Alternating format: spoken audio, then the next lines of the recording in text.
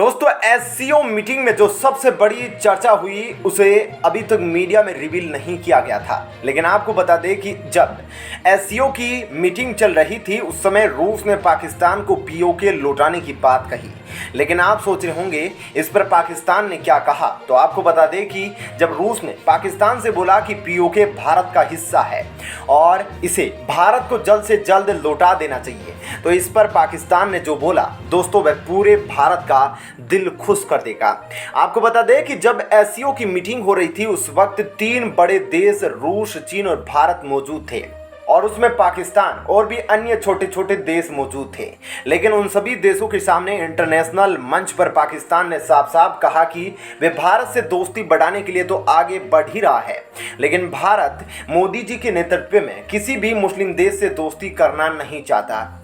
मतलब कि वह यह कहना चाहता है कि वह भारत से दोस्ती करके पीओके लौटाना चाहता है दोस्तों। लेकिन अब सूत्र यह बताते हैं कि पाकिस्तानी पीएम का यह बस जुबानी स्टेटमेंट उस समय के लिए था, क्योंकि पाकिस्तान हमेशा अपनी जुबान से मुकरता रहा है। लेकिन दोस्तों आपको बता दें कि पाकिस्तान के पीएम ने केवल इतना ही नहीं कहा कि वह दोस्ती करना चाहता है, लेकिन पीओके के बारे में पाकिस्तान भी मानता है कि वह भारत का हिस्सा है। लेकिन केवल चीन के डर के मारे वह यह नहीं बता पाया कि पीओके पर अब कहीं ना कहीं थोड़ा बहुत चीन का ही अधिकार है। दोस्तों आप सोच रहे होंगे कि यह कैसे हो सकता है, लेकिन आपको यह बता दें कि पाकिस्तान ने चीन से 1000 करोड़ से भी ज्यादा लोन ले रखा है और उस लोन के बदले में चीन ने उसे बस यह बात कही है कि पीओके हमेशा से उसके अंदर रहेगा। इनडायरेक्टली चीन यह कहना चाह रहा था कि पीओके में भले ही पाकिस्तान के लोग रहते हैं, लेकिन पीओके में आज भी चीनी सैनिक मौजूद है और वह कभी भी उस पर कब्जा नहीं कर सकता। दोस्तों यानी कि पाकिस्तान को चीन ने कठपुतली बनाकर रखा हुआ है। अब आप लोग समझ सकते हैं कि रूस ने वहां पर भारत से दोस्ती निभाते हुए पूरा प्रयास किया कि पाकिस्तान एग्री हो जाए, लेकिन पाकिस्तान की जो स्टेटमेंट वहां पर रही थी, लेकिन वह स्टेटमेंट क्लियर नहीं है, क्योंकि पाकिस्तान पीओके देना भी चाहता है, लेकिन वहां पर अब चीन उस पर दबाव बना रहा है।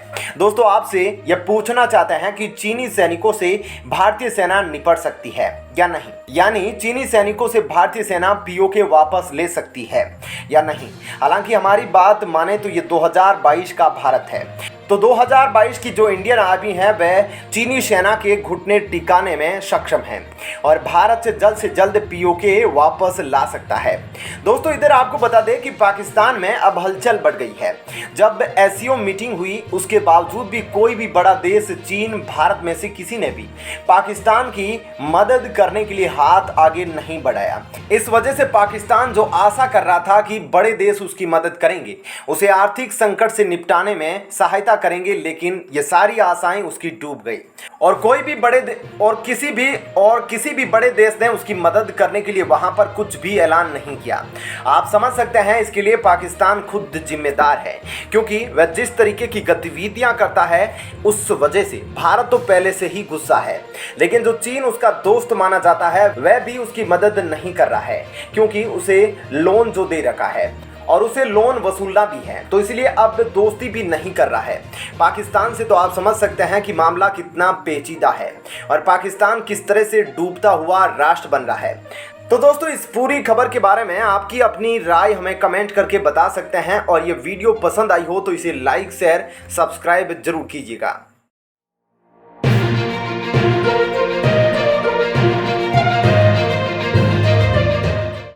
दोस्तों अगर हम मोदी जी की बात करें तो उनके डायरेक्ट कॉन्टैक्ट काफ़ी सारे बिजनेसमैन से हैं और वह उन बिजनेसमैन से टैक्स नहीं लेते हैं।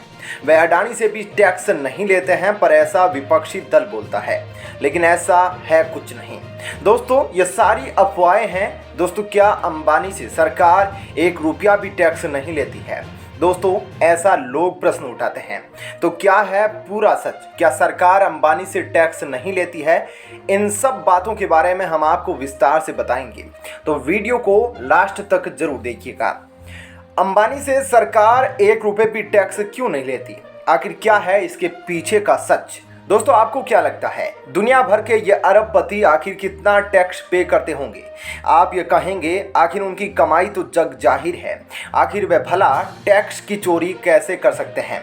Jeff Bezos, Warren Buffett, Elon Musk Michael Bloomberg यह वह नाम है जिनको शायद ही कोई ना जानता हो।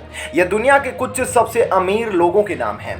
दोस्तों, एक प्रो पब्लिका नाम की वेबसाइट ने यह लिखा है कि दुनिया के ज़्यादातर अरबपति बहुत ही कम टैक्स पे करते हैं, जितनी उनकी आय के हिसाब से टैक्स होना चाहिए उसके मुकाबले वे बहुत ही कम टैक्स पे करते हैं। भला ऐसा क्यों? हो सकता है कि आप बोले कि यह तो विदेश की बात है, हमारे देश में ऐसा नहीं होता होगा। हमारे देश में तो सभी के लिए एक जैसा नियम है और टैक्स सभी को पे करना है। तो दोस्तों, आज हम आपको इसी टैक्स के खेल के बारे में बताने जा रहे हैं, जिसे जानने के बाद आप भी खुद समझ जाएंगे कि किसी भी अरबपति से या पूंजीपति से सरकार उतना टैक्स क्यों नहीं लेती जितना वह आम जनता से लेती है। दोस्तों, यह तो आप जानते ही हैं कि एक आम आदमी अपनी इनकम का 14% तक टैक्स देता है।